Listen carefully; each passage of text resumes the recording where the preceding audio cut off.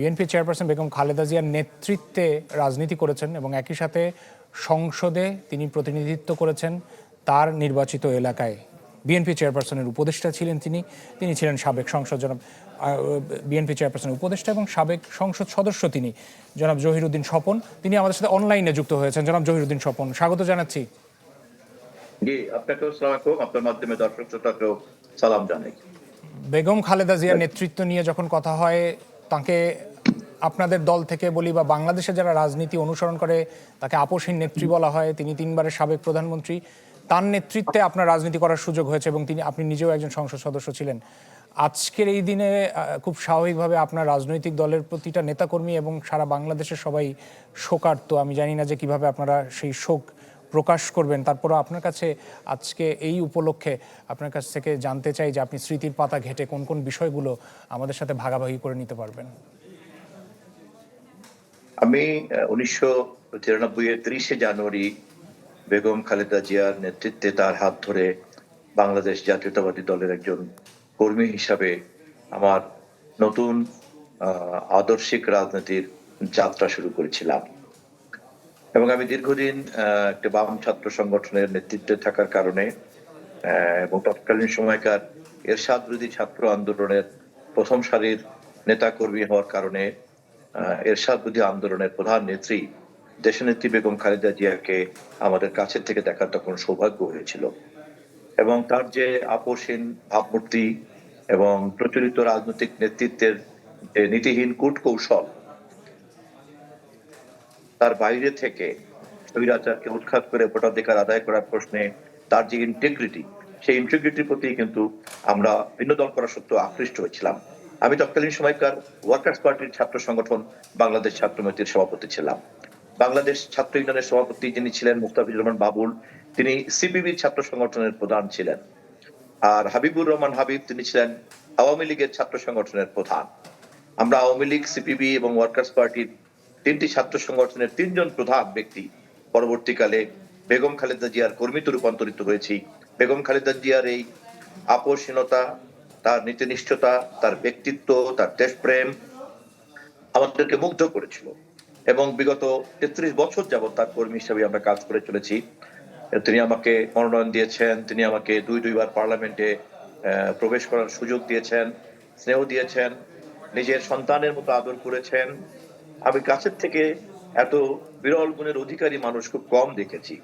এত মিতব্যয়ী, এত পরিমিতিবোধ, এত ব্যক্তিত্ব এবং এত স্নেহ এবং রাজনীতির মতো এরকম একটা জটিল কুটিল আবর্তে থেকেও সবসময় একটা ট্রান্সপারেন্ট ক্যারেক্টার বজায় রাখা, একটা ইন্টিগ্রিটি বজায় রাখার যে অনন্য বৈশিষ্ট্য তিনি দেখিয়েছেন, সাধারণ মানুষের কাছেও কিন্তু তার এই সততা, তার এই চারিত্রিক দৃঢ়তা, তার এই ব্যক্তিত্ব সাধারণ মানুষকে মুগ্ধ করেছে, যার প্রমাণ আজকে তিনি পৃথিবীতে নেই। চোখ বোঝার পরেও কোটি কোটি কোটি কোটি মানুষ তাকে তার ভালোবাসার সিক্ত করেছে এবং মানুষের ভালোবাসায় সিক্ত হয়ে তিনি আমাদের কাছ থেকে বিদায় নিয়েছেন। তার কাছ থেকে অনেক কিছু শেখার আছে এবং শুধু আমাদের এই প্রজন্মের নয়, সমসাময়িক কালে রাজনীতি যারা করেন, যারা ইতিমধ্যে রাজনীতিতে অনেক ভুল করেছেন, এই সমস্ত ভুল করা রাজনীতিবিদদেরও আক্রোশের মধ্যে না জড়িয়ে বেগম খালেদা জিয়ার কাছ থেকে তার মৃত্যুর মধ্য দিয়ে যে সম্মান তিনি পেলেন, সেখান থেকে এখনো অনেক কিছু শেখার আছে। আমি আশা করি সমসাময়িক রাজনৈতিক নেতৃত্ব এবং ভবিষ্যৎ তরুণ প্রজন্মের যারা নেতা হিসাবে নিজেদেরকে তৈরি করতে চান, তাদের সকলেরই উচিত বেগম জিয়াকে ভালো করে পাঠ করা। বেগম জিয়াকে যদি পাঠ করা যায়, বেগম জিয়াকে যদি উপলব্ধি করা যায় এবং তার পলিটিক্যাল জার্নিটা যদি বোঝা যায়, তাহলে প্রত্যেকটি রাজনৈতিক কর্মী কিন্তু দেশবাসীর জন্য নিজেকে ব্যক্তিগতভাবে আরো অনেক বেশি তৈরি করতে পারবেন। আমি সর্বশেষ আবারও সর্বশক্তিমান আল্লাহর দরবারে আমাদের মাতৃতুল্য এই নেতার, এই নেত্রীর ব্যস্ত কামনা করি, জান্নাত কামনা করি এবং বাকি জীবন আমি যেন তার কাছ থেকে শেখা এই চারিত্রিক গুণাবলীকে প্রয়োগ করতে পারি, তার জন্য আমি আল্লাহর কাছে দোয়া কামনা করি। জনাব জহিরুদ্দিন স্বপন, আমরা লক্ষ্য করেছি যে তিনি অসুস্থতা থেকে বারবার ফেরত এসেছেন এবং এবারও প্রত্যাশা করা হচ্ছিল যে তিনি বরাবরের মতোই ফেরত আসবেন, কিন্তু তার শারীরিক যে জটিলতা সেটা আর তাকে খুব বেশি সমর্থন করলো না বলেই আমরা নিশ্চিত হলাম। সেটার প্রমাণ তো আজকেই আমরা দেখলাম এবং গতকালকে যে সংবাদ আসলো সবার মধ্যে।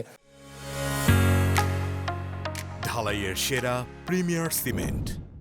আপনি জানাবেন যে এই যে ত্রয়োদশ জাতীয় সংসদ নির্বাচন নিয়ে আপনারা যে দল গোছানোর জন্য ব্যস্ত ছিলেন, এবং আমরা এটাও লক্ষ্য করেছি যে 3টা ভিন্ন আসন থেকে বেগম জিয়ার পক্ষ থেকে মনোনয়নও নেওয়া হয়েছে।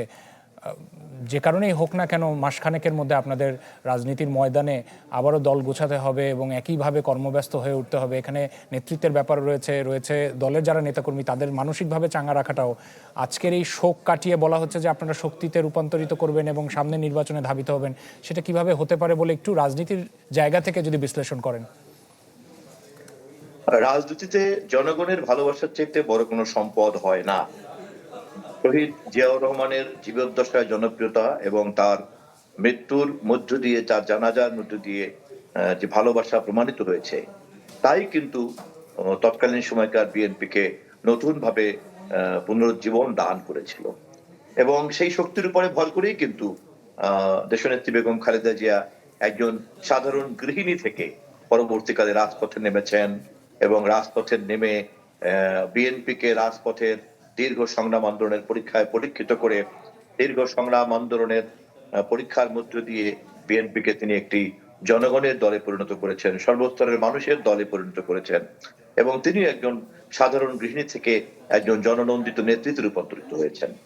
এবং 1991 নির্বাচনে অনেকটা অভাবিত ভাবেই তিনি জনগণের ম্যান্ডেট নিয়ে বাংলাদেশের প্রথম নির্বাচিত মহিলা প্রধানমন্ত্রী হয়েছেন এবং পৃথিবীতে দ্বিতীয় মুসলিম নারী প্রধানমন্ত্রীর আসন তিনি পেয়েছেন। এভাবেই কিন্তু তিনি জনগণের ভোটের মধ্য দিয়েই কিন্তু বিশ্ববাসীর দৃষ্টি আকর্ষণ করেছেন।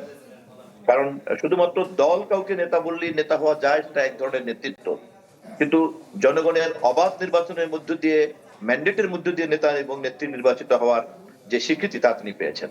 তিনি তার জীবনে যতবার নির্বাচন করেছেন ততবারই তিনি নির্বাচিত হয়েছেন, কোনোবারই তিনি কিন্তু নির্বাচনে পরাজয় বরণ করেননি বা পরাজিত হতে হয়নি।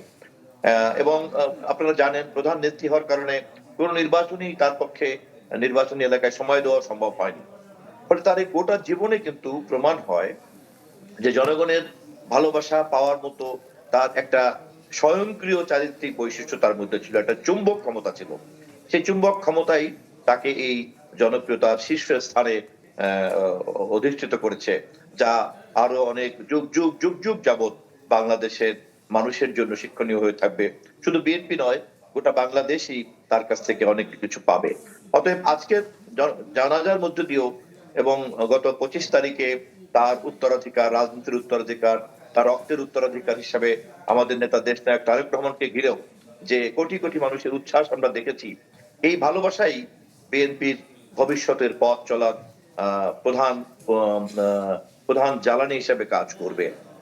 এবং আমরা নিশ্চিত যে আগামী নির্বাচন বলেন, আগামী দিনে রাষ্ট্র পরিচালনা বলেন, রাষ্ট্র ক্ষমতাকে ধরে রাখা বলেন এবং গোটা রাজনৈতিক প্রক্রিয়াকে সময় উপযোগী করার যে চ্যালেঞ্জ, এই সব কাজেই আমাদের নেতা তারেক রহমান সহ নীতি নির্ধারকদের প্রধান শক্তি হবে এই ভালোবাসা, যা শহীদ জিয়ার কাছ থেকে স্থানান্তরিত হয়েছে দেশনেত্রী বেগম খালেদা জিয়ার কাছে এবং দেশনেত্রী বেগম খালেদা জিয়া যা উপহার হিসাবে দিয়ে গেলেন আমাদেরকে তারেক রহমানের মাধ্যমে। গতকালকের এই সংবাদ যখন ছড়িয়ে পড়লো, গোটা দেশের মানুষ দেখেছেন। আপনারা দল হিসেবেও যখন ব্রিফ করা হয়েছে, বিএনপির মহাসচিব মির্জা ফখরুল ইসলাম আলমগীর তিনি বলছিলেন যে 7 দিন ব্যাপী আপনারা শোক পালন করবেন বলে সিদ্ধান্ত নিয়েছেন। একটু জানাবেন যে এই শোক কর্মসূচির মধ্যে আপনারা কি কি পদক্ষেপ বা কি কি সিদ্ধান্ত নিয়েছেন, দলের নেতাকর্মীদের জন্য কি বার্তা থাকবে জানাবেন। শোক কর্মসূচি, শোক কথাটার মধ্যেই কিন্তু সমস্ত কর্মসূচি নিহিত আছে, আপনি নিশ্চয়ই ভালো করে বুঝবেন বা বোঝেন। এবং আমরা শোক কর্মসূচির এই বিমূর্ত কর্মসূচির মধ্য দিয়েই আমরা তাদের উপরে ছেড়ে দিয়েছি। এক একটি নির্বাচনী এলাকা, এক একটি উপজেলা, এক একটি ওয়ার্ড, এক একটি এমনকি এক একটি ঘরে ঘরেও কিন্তু এক একভাবেই এই শোক উদযাপিত হচ্ছে। আমাদের জানা মতে ইতিমধ্যে কোটি কোটি মানুষ নফল রোজা রেখেছে, অমুসলিম সম্প্রদায়ের লোকেরা প্রার্থনা করেছেন। আমার নির্বাচনী এলাকা বরিশালের গৌরনদী এবং আগুইঝরাতে অমুসলিম সম্প্রদায়ের একটা বড় অংশের ভোটার আছে। ইতিমধ্যেই তারাও তাদের মন্দিরে, তাদের গির্জাতে তারা প্রার্থনার ব্যবস্থা করেছে, মসজিদে মসজিদে নামাজ হচ্ছে, নির্বাচনী কার্যালয়গুলিতে পতাকা অর্ধনমিত রাখা হয়েছে। সকলে কালো ব্যাজ ধারণ করেছে। ফলে এর বাইরেও যার যেমন করেই শোক প্রকাশ করতে ইচ্ছা স্বতঃস্ফূর্ত সেভাবেই কিন্তু এটা পালিত হচ্ছে।